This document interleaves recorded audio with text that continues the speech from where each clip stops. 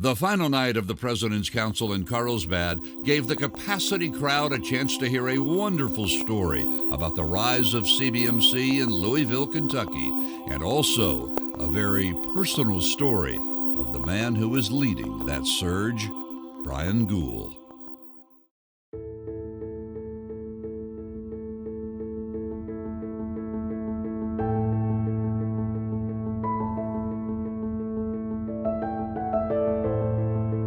I'm David Sparks. I'm Brian Goul. I'm Chela Subram. So how did God bring together a Mobile, Alabama guy, an Eastern Kentucky guy, and we talk funny, and Chela from India who talks even funnier than we do? Wow. Only God, right? How did that happen? Yeah, so I moved up here 10 years ago from Mobile. It was right after coming to Christ in '98. I was introduced to CBMC to Jim Bingaman down there. And Jim discipled me and mentored me. You know, when the time came, the door was open for us to move up here, there was no active CBMC effort here. There had been years in the past. And for me, that was really tough. I mean, outside of my walk with the Lord and my time in church, probably the most influential thing in my life spiritually was CBMC. And it impacted me, it impacted my family. I continued to have guys cross my path that I would connect with, pray for, take them through Operation Timothy, spend time with them.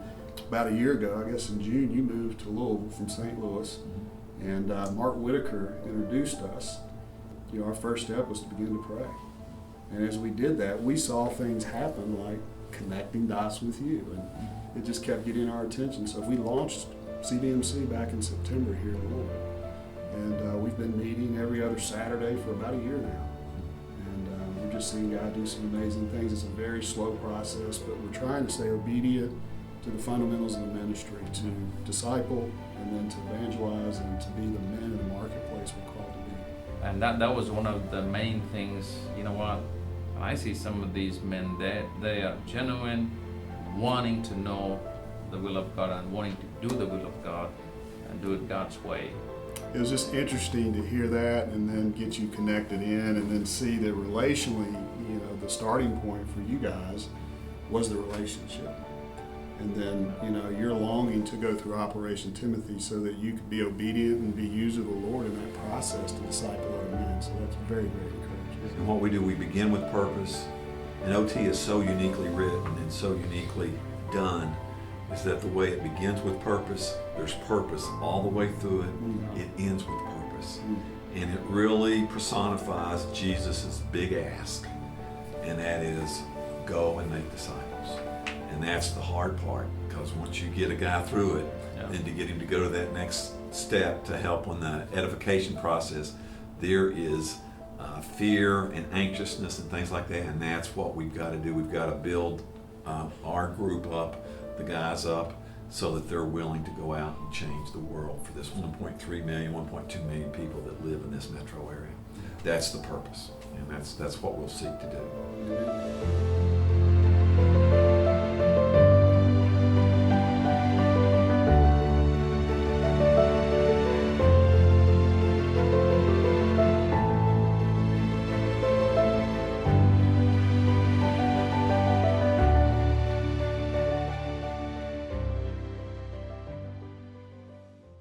Watching the birth of CBMC in any city is in fact special, because it is watching God connect the dots.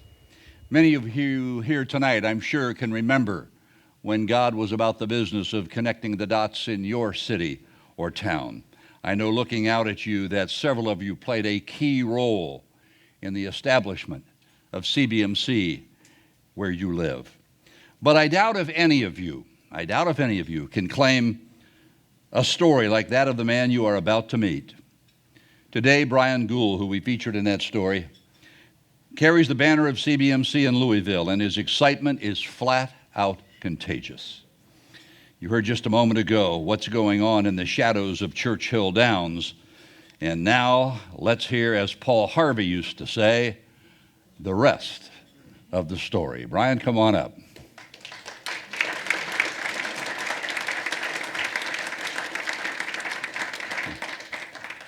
Well, it was a great story, but it's a story not unlike several other stories we've seen in and around this ministry over the years. Brian, welcome to President's Council.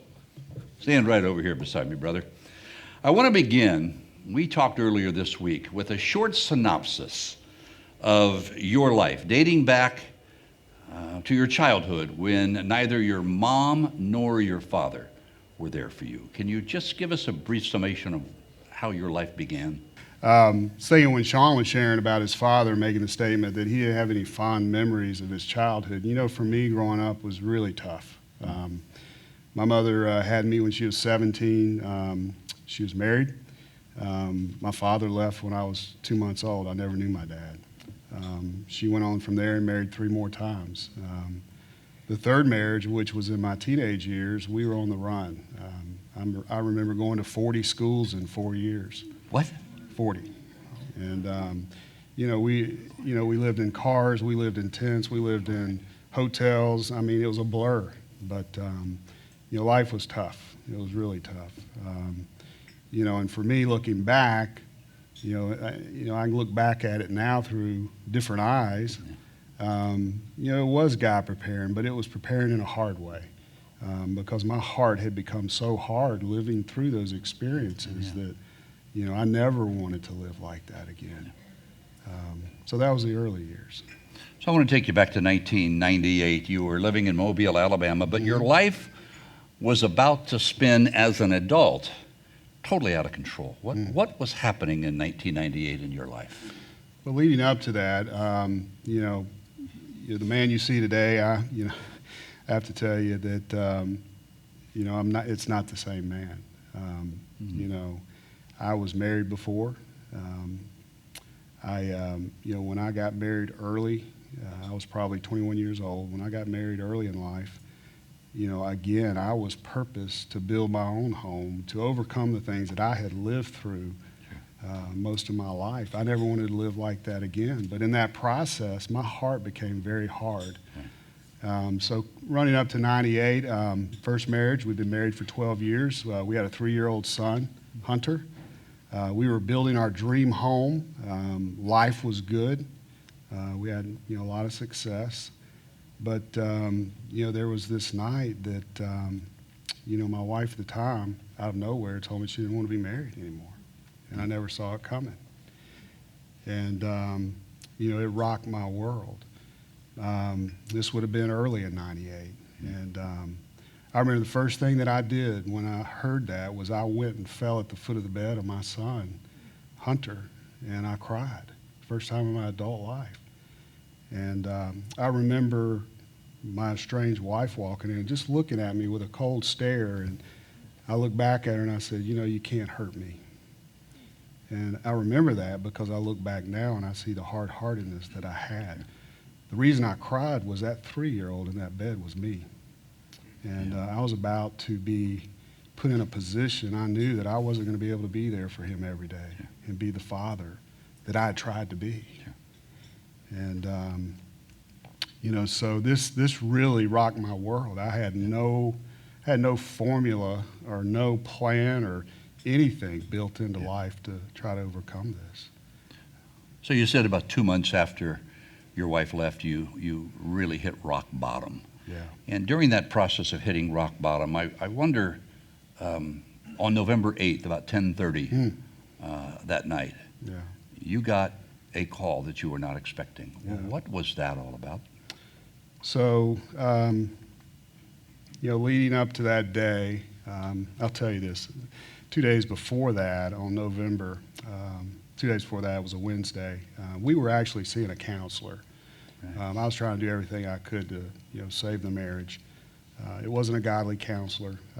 God didn't have a place in my life at that time. I remember the last day I met with him, that Wednesday before Friday. It was actually November 6th of 98. I remember telling this counselor, I said, I need help.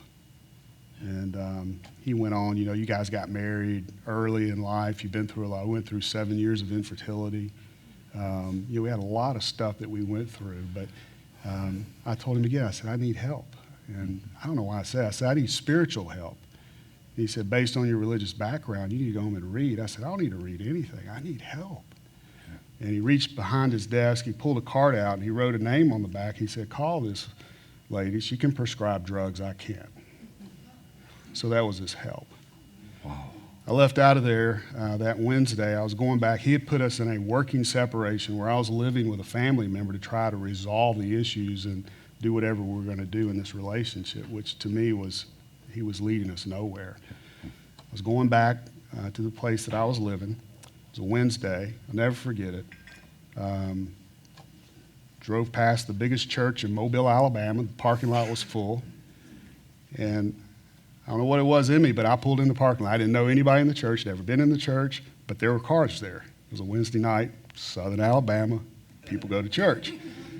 And I know that now. So I pull in, and there's about 200 people in there, and they're all singing and praying, and I'm in the middle of this thing. And I guess I stood out because I wasn't the normal Wednesday guy. And I was about to get up and leave, and a guy walked up to me and said, I don't know who you are or what's going on in your life, but can I pray for you? And I began to weep again. And I said, I wish you would. And he prayed for me. And when he got through, we exchanged our names and numbers. And he said, let me ask you a question. He said, are you a Christian? And I said, yeah. And he didn't challenge me. Mm. And I left there that night, Wednesday, November 4th, 1998. 2 days later, the night you asked about, things were really progressing to an end in the relationship. It was a really bad time. And I remember I was just getting to an end of myself. I mean, I was just done. And the family was estranged with their daughter that was leaving the marriage. And they were calling me, and it's just a bad time. And I was just dying inside. Yeah. And I go back to this home that I'm staying with this relative in this working separation, trying to heal this marriage relationship. And it's about 10 o'clock Friday night, November 6, 1998. And as I'm laying there, I'm done. I'm ready to end my life. I don't have a gun in my hand. I don't have a knife in my hand, but I'm done. And as I'm laying there thinking about that, the phone rings. And the person on the other end of the phone said, if you died tonight, you'd go to hell. I'm like, okay. You recognize the voice? Oh, yeah. And she said, yeah, if you died tonight, you go to hell. I'm like, okay. She said, that emptiness inside of you you've tried to fill with the world, she said, that's a special place for God and God alone. And you're separated from a holy God because of your sin. She said, if you died tonight, you would go to hell. I'm like, okay.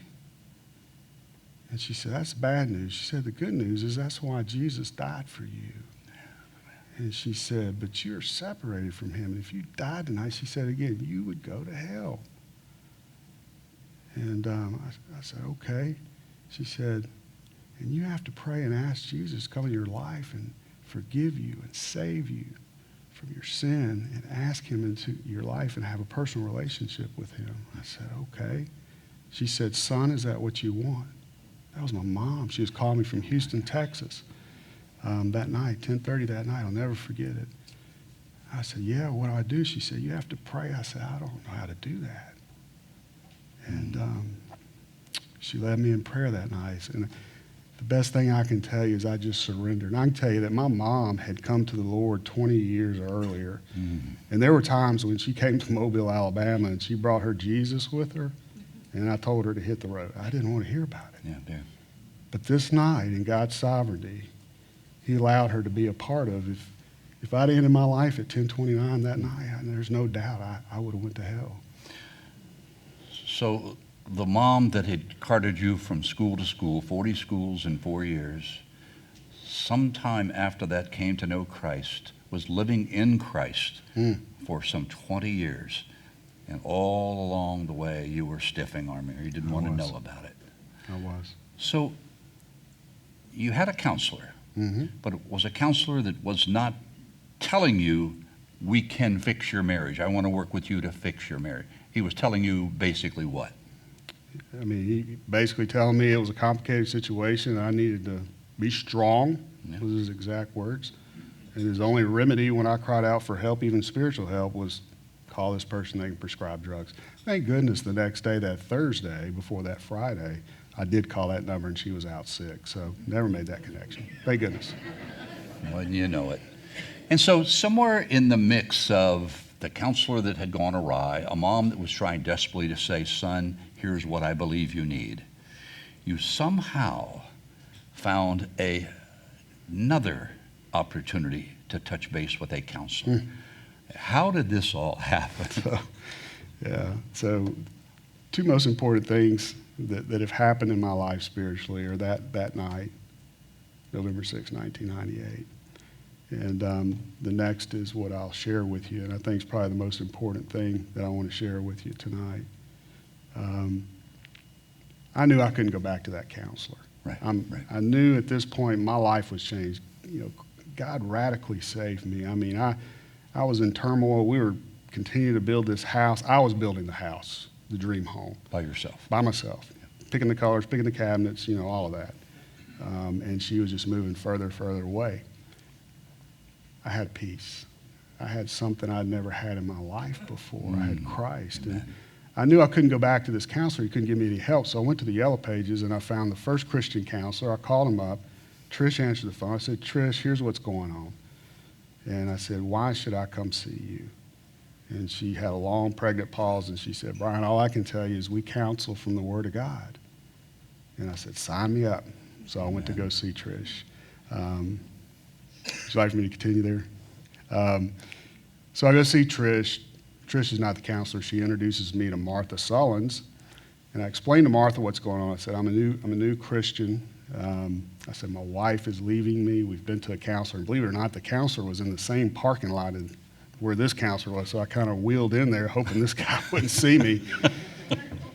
But at any rate, I said, I'm praying to God now. I've never done that before, and I'm asking him to save my marriage. And I said, I know I need help. And she came over, sat on the couch. She put her arm around me. And she said, I want to give you a guy's name. I want you to call him. And she said, he'll disciple you. I said, okay.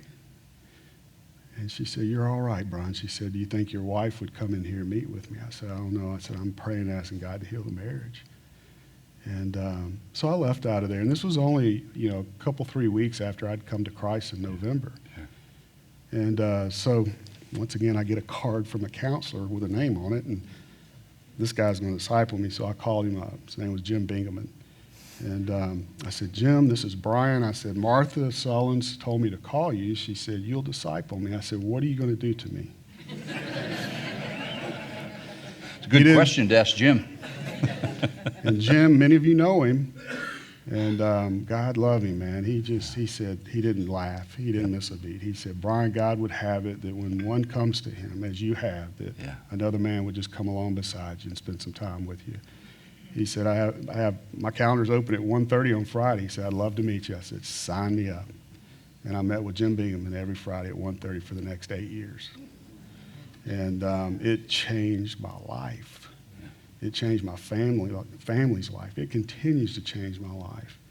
And, he poured the life of Christ in me. He watched along the way there that estranged marriage was never reconciled and healed. He watched me, hurt and cry and pain over the fact that I could not be there with my son, as his father day in and day out. But, he helped me do life. And life was very difficult at that time.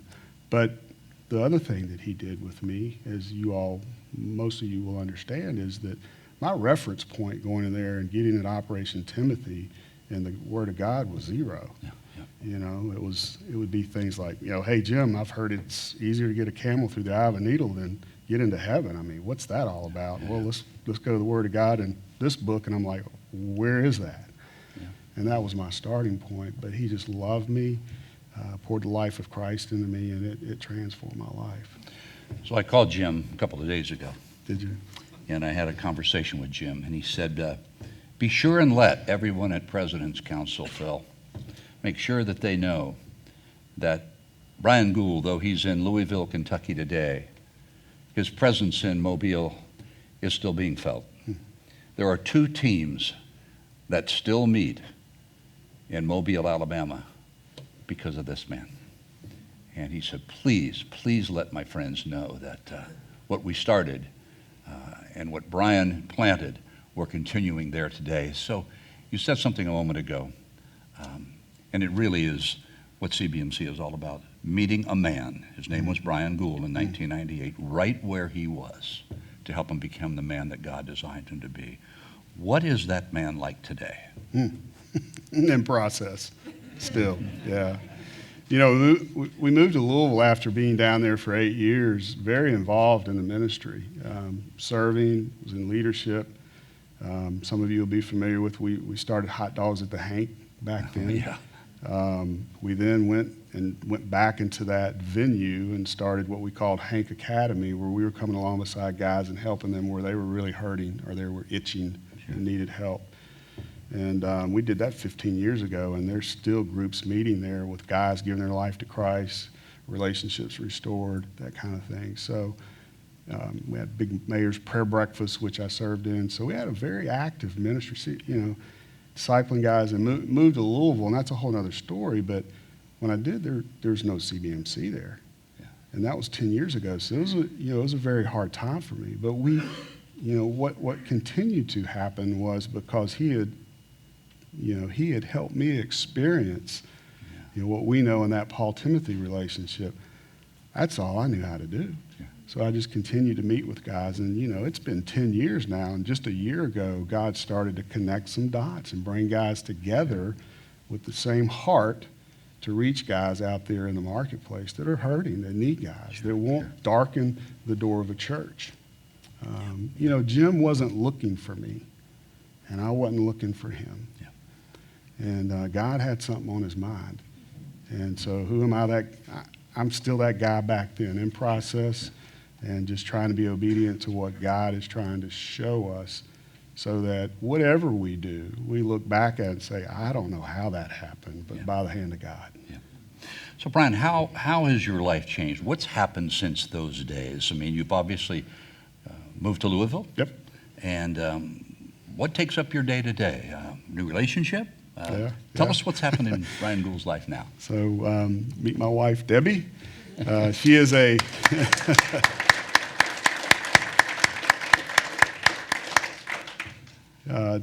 we are both just a picture of God's handiwork and just mercy and grace and redemption. Debbie was married before, had no children, and that's a whole nother story for another time, how God brought us together. And we got married in Mobile. She lived in Mobile, and she's a brown-eyed Kentucky girl from Louisville. And I fell in love with her and fell in love with Louisville. And we had planned to move there, probably down the road a little bit further, but God had a plan, moved us up there 10 years ago. We have 4 children. We have 2 biological. We have a daughter that's adopted. She's 10 now. We've had her since she was 6 months old, Hannah. And then we have Matthew and Sarah. They're our 2 children biologically. And then I have a son, Hunter, that I mentioned to you, that was 3 at the time, is now 22, still lives in Alabama. So God's given me a very godly, very loving wife that all I can tell you is that she was put in my life to show me physically, on this earth, how God loves people. She loves me unconditionally, and I am so thankful for her. And anyway, that's a whole nother story of how God brought us together, and I love her, and I'm so thankful for her. But that's where we are today. So Brian, how would you characterize the value of this ministry? I don't know that you could. I mean, the stakes are high.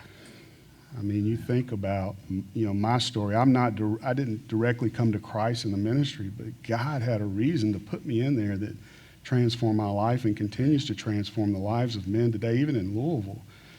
And and all you guys know this, and you women too. It's a tough work. Yeah. Guys are hurting. And, I look back at what I went through, and I understand now why I went through it. You understand things when it says in the Word, it was good that I was afflicted, that I might learn your ways. And when James says, count it all joy when you face these trials, it's like, well, how could you say that? But when you go through that, and God's giving you a heart, to reach those that are hurting, then you begin to understand that. And those are guys that we're going to be out there with Monday through Friday. that they're probably not going to show up at church. Now, I was kind of a freak accident that showed up on a Wednesday night at a church, but I shared the story with you. I didn't come to Christ in that church. So, anyway. So while the world may have regarded you back in those days as a lost cause, you have to know now, Jesus never, ever regarded you that way. What kind of comfort does that provide to you today for not only you, but for others that you may be or soon may be ministering to? Yeah. I'm sure there's many of you here tonight that could relate that guys, they're ready to give up in a lot of different ways, much like I was. And, apart from Christ, there is no hope. Yeah. And, with that, then, he's entrusted us to, take that compassion, that love that he's poured out on us to share with others, as Jim did with me. Jim Bingaman, he loved me, and it was a relationship he moved into that would never end. First guy I call today if I need to get somebody on the phone or talk to. So could you ever imagine in your wildest dreams that here in 2017 we'd be standing on a stage in Carlsbad talking about Brian Goul, a man who is starting a CBMC city in Louisville, Kentucky? You ever just step back and pinch yourself saying, wow, could this be? I continue to ask myself why. It's much like that Isaiah moment he was talking about the other night. It's like, whoa, that's what I say a lot. Whoa, not this guy, but I think one thing that God's really taught me along the way is that we need to be very sensitive to the things that he's doing in, through, and around us. And when we do that, we'll begin to see things a little bit differently. That's right. And if we're faithful to move into that and get into what God's doing, God will change things, and he'll do things that you can't explain. And he did that for me.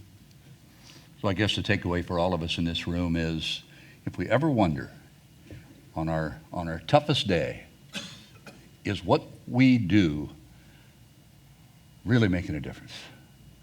Does it matter? Remember this story, and so many like him. Brian, thank you so much, brother.